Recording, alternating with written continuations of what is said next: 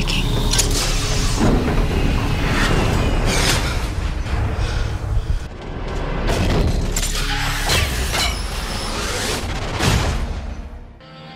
It's gone. Everything that makes us what we are faded away.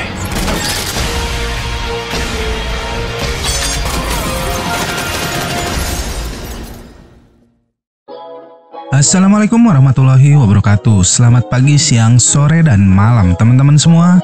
Semoga kalian dalam kondisi berbahagia saat menonton video ini.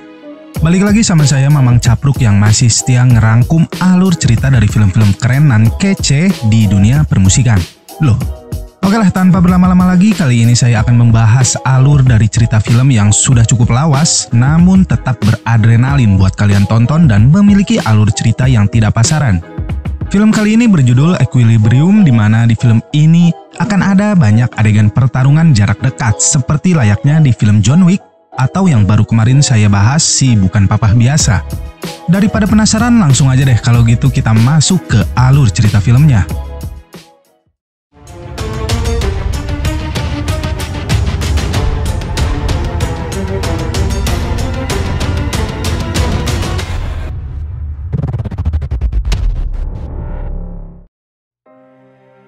Pada awal film ini kita langsung disuguhkan dengan adegan pertempuran sekelompok pemberontak dengan pasukan dari kepolisian setempat yang menyergap markas mereka. Beberapa pasukan khusus kepolisian lalu terlihat mulai masuk ke dalam sana, disertai dengan dua orang pendeta yang mana dua orang ini adalah pendeta pembunuh yang diutus oleh pemerintah untuk menghabisi para pemberontak di kota mereka. Berbeda dengan polisi, pendeta yang bernama John Preston dan Petrich ini memiliki kemampuan khusus yang sudah dilatih sebelumnya, di mana mereka telah dicuci otaknya sehingga tidak memiliki rasa apapun di dalam hatinya selain menuruti perintah dari atasannya.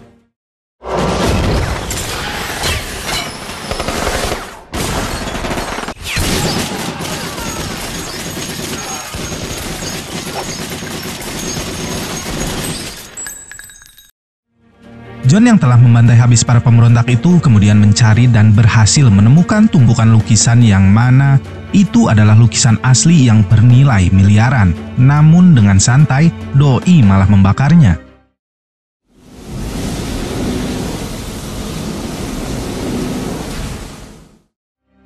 Di perjalanan pulangnya, John mendapati rekannya Petrich membawa sebuah buku yang seharusnya menjadi barang bukti dari para pemberontak.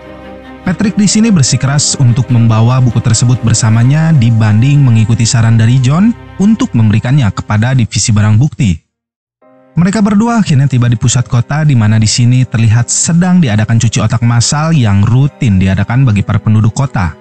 Pemimpin tertinggi di kota ini diberi sebutan dengan Tetragrammaton, yang mana ia mengharuskan semua rakyatnya untuk menyuntikkan diri mereka dengan sebuah zat obat bernama Prozium demi menghilangkan akal dan rasa yang ada di dalam diri mereka.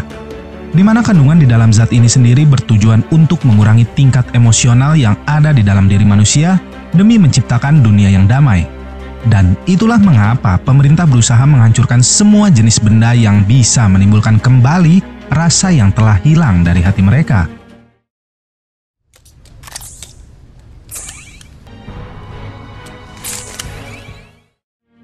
John kemudian menghadap kepada wakil dewan yang bernama Dupont, di mana ia adalah salah satu wakil dari Tetragrammaton.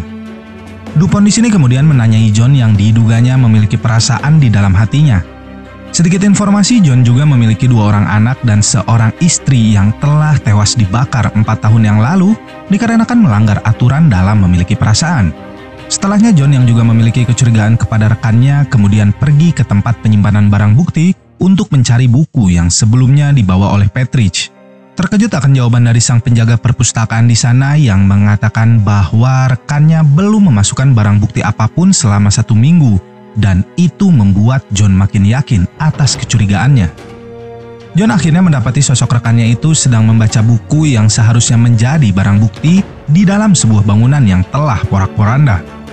Mendapati rekannya telah berkhianat dengan membiarkan perasaan tumbuh di dalam dirinya, John pun tanpa basa-basi langsung menembak rekannya itu pada bagian leher yang membuatnya tewas seketika.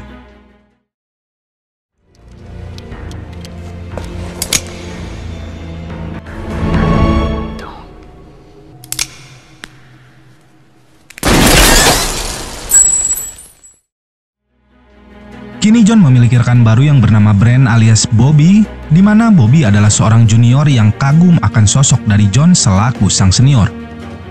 Setibanya di rumah, terlihat sang anak dari John yang bernama Robbie juga sedang menonton acara pencucian otak yang disiarkan oleh pemerintah. Di tidurnya sendiri, John ternyata masih sering bermimpi sosok dari sang istri di saat kejadian dirinya tewas dibakar karena pelanggaran akal.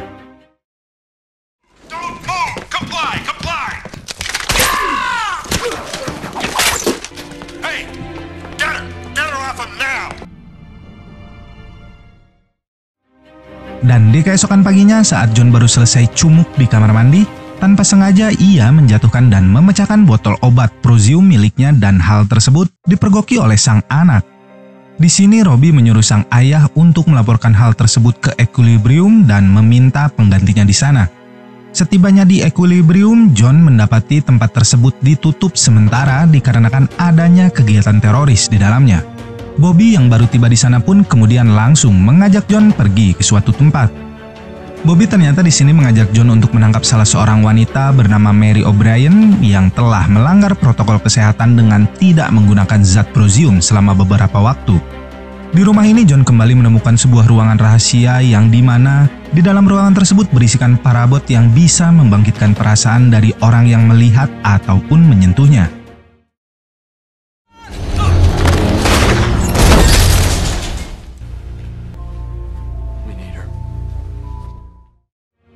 John kemudian membawa Mary ke sebuah tempat untuk diinterogasi sembari memberikannya sebotol cairan berisikan Prozium untuk digunakannya. Namun di sini nyatanya Mary lah yang sedang melakukan interogasi kepada John tentang arti dari kehidupan. Mary juga memberitahu kepada John bahwa arti dari sebuah kehidupan ialah merasakan cinta, amarah, dan juga kesedihan. Tanpa itu semua manusia bagaikan sebuah jam yang hanya berdetak. John yang kalah cungur itu akhirnya pergi dari ruangan tersebut dan menonton Dupont yang sedang melatih para pendeta Grematon di ruangan lain. Inflicting maximum damage on the maximum number of opponents while keeping the defender clear makes the master of the gun cutters an adversary not to be taken lightly. Kini John yang sudah berada kembali di rumahnya menjadi bimbang untuk menggunakan Prozium kepada dirinya dikarenakan kata-kata mutiara dari sang wanita Mary.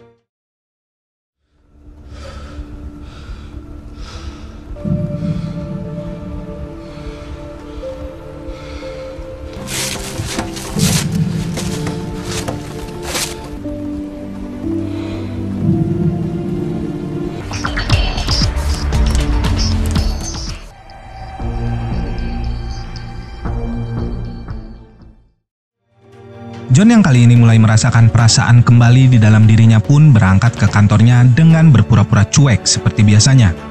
Atau karena mejanya tidak tertata sesuai dengan keinginannya, John pun berinisiatif untuk mendekor ulang parabot yang berada di atas mejanya hingga si botak Bobby datang menjemputnya kembali untuk meringkus pelanggar akal di daerah Nether.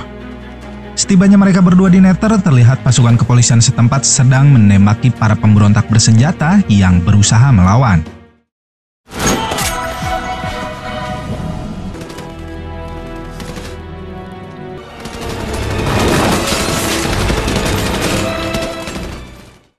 Sama seperti di tempat sebelumnya, di sini John juga menemukan sebuah ruangan yang berisikan benda-benda yang bisa memicu tumbuhnya perasaan bagi manusia. John lalu memainkan sebuah piringan hitam di sana dan itu semakin membangkitkan perasaan yang ada di dalam dirinya.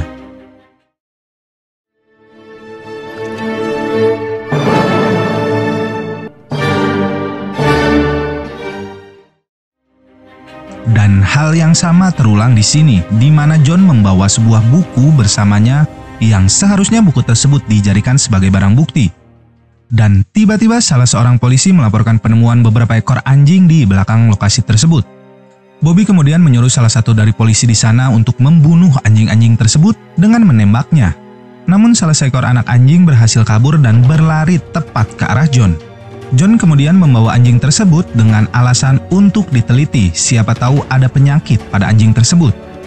Atas kejadian itu, John pun kembali dipanggil oleh Dupont Paine. Di sini John meminta agar para pemberontak tidak dibantai melainkan ditahan agar mereka bisa mengetahui markas utama dari para pemberontak di bawah tanah. Namun upaya dari John sepertinya tidak membuahkan hasil karena DuPont tetap memerintahkan para pendeta Grematon untuk membunuh semua pelaku pelanggaran akal tanpa terkecuali. Setelahnya, John menuju ke ruangan penyimpanan bukti untuk melihat barang bukti dari wanita yang bernama Mary di sana. Di dalam kotak penyimpanan itu, John mulai mengendusi sebuah pita dan membawanya ke dalam saku miliknya. Pada malam harinya, John yang sedang berusaha membebaskan anak anjing yang ia bawa sebelumnya, ternyata diikuti oleh rekannya Bobby yang menyuruh para polisi untuk mengikuti John.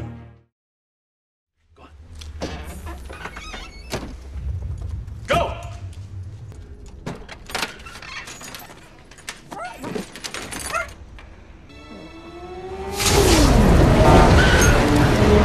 Identification.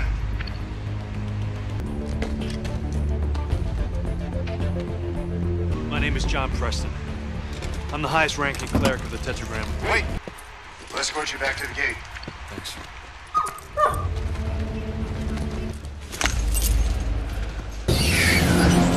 Down on your knees! Down on your knees! Do it!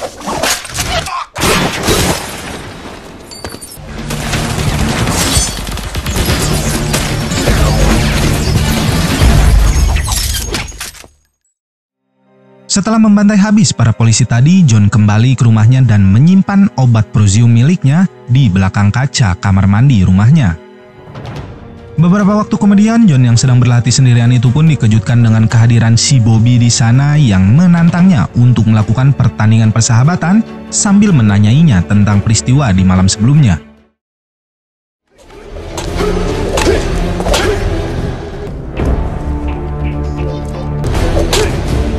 Am I close?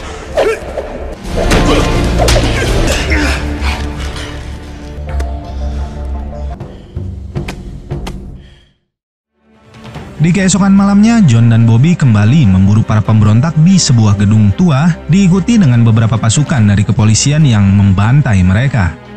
John yang mendapati beberapa pemberontak di sana itu pun malah membebaskan mereka agar tidak tertangkap oleh para polisi.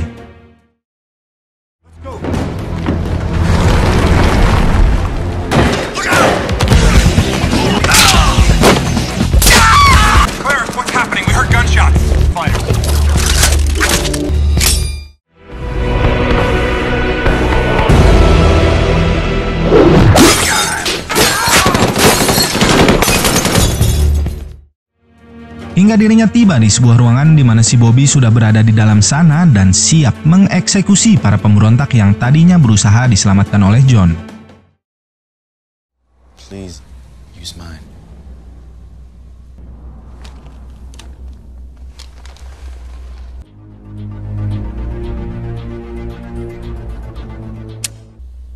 It'll be better if you have it.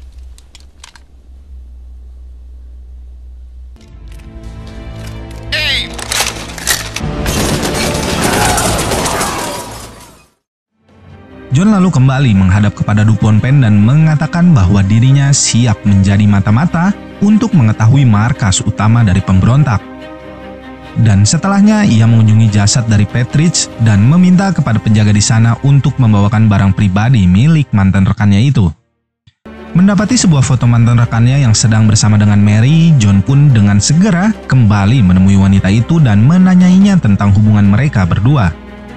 Mary yang mendengar bahwa John lah yang telah membunuh Petrich kemudian berusaha membunuhnya, namun John dengan sigap berhasil menghentikannya. Di sini Mary akhirnya menyadari bahwa John juga telah memiliki perasaan di dalam dirinya. Tak mendapatkan jawaban dari Mary, John kemudian pergi ke sebuah tempat bimbel dan menanyai guru mereka yang juga seorang pelanggar akal tentang sosok dari Petrich. You're an offender. He'd come in here with a fella named Jurgen.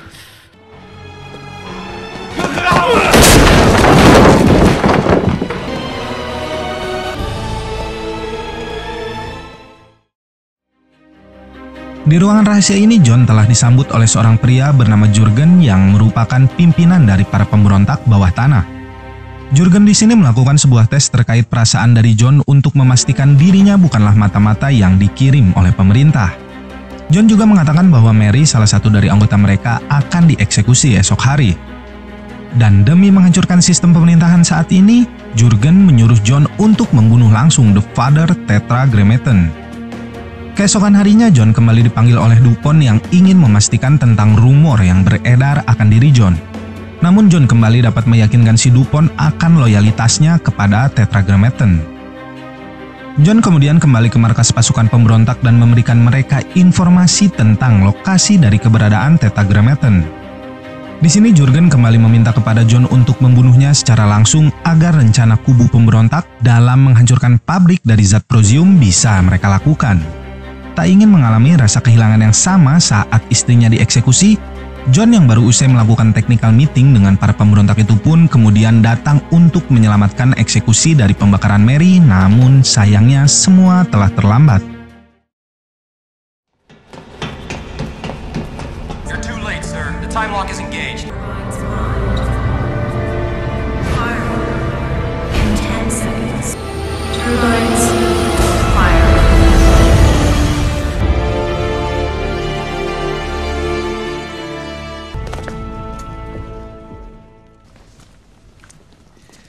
You are under arrest. Bobby yang mendapati seniornya memiliki pelanggaran akal itu pun lalu membawanya kepada wakil Dewan Dupont. Di sini Bobby juga melaporkan bahwa John telah menghabisi tim penyapu di saat sedang menyergap pasukan pemberontak di Nether. Namun ternyata John yang pintar itu telah memprediksikan hal ini sebelumnya dan ia telah menukarkan senjata miliknya dengan milik Bobby di hari penyergapan tersebut. John yang akhirnya dibebaskan ini pun kemudian meminta kepada Dupont untuk bisa menemui sang Tetragrammaton sebagai hadiah apabila dirinya berhasil mengungkap markas pusat dari para pemberontak. Saat John tiba di rumahnya, ia mendapati beberapa orang polisi sedang menggeledah rumahnya atas laporan dari Bobby sebelum dirinya ditangkap.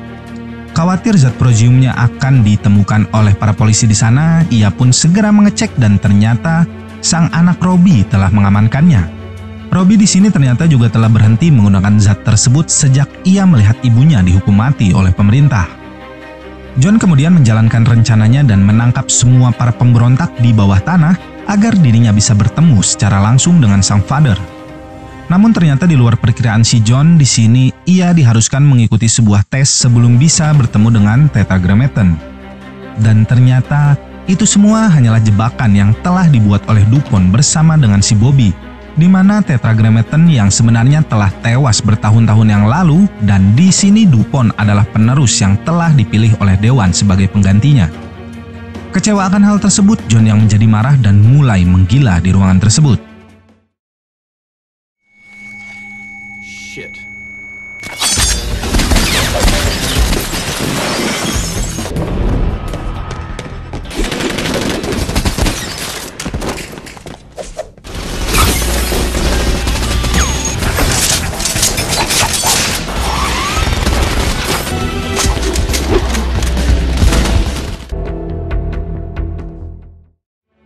John akhirnya berhadapan langsung dengan Dupont sang Tetragrammaton dan kembali dihadang oleh pasukan elit miliknya. Mengira bahwa John hanya mahir dalam menggunakan senjata, mereka ternyata salah besar. Tak butuh waktu lama, John pun membantai habis semua pengawal elit dari Dupont, termasuk si Bobby.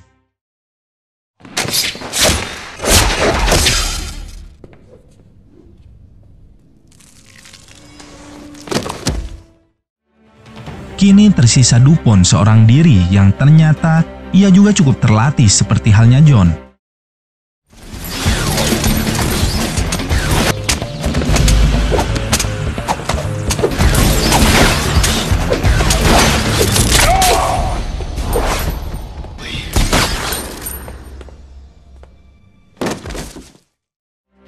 Seakan belum puas membantai Dupont dan anak buahnya, John pun melampiaskannya dengan menghancurkan semua properti kreditan milik pemerintah di sana.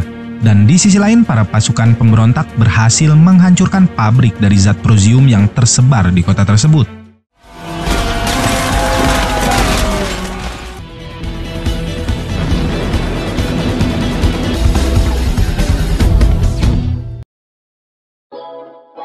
Untuk film yang diproduksi tahun 2002 ini menurut saya pribadi sangat bagus ya.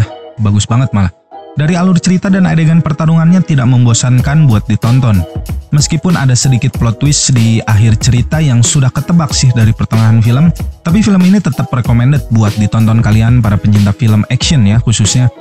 Oke, baiklah, saya pribadi dan beberapa tim editor yang masih orang yang sama dengan saya mohon undur diri. Semoga kalian masih diberi rezeki dan kesehatan oleh Yang Maha Kuasa. Wassalamualaikum warahmatullahi wabarakatuh.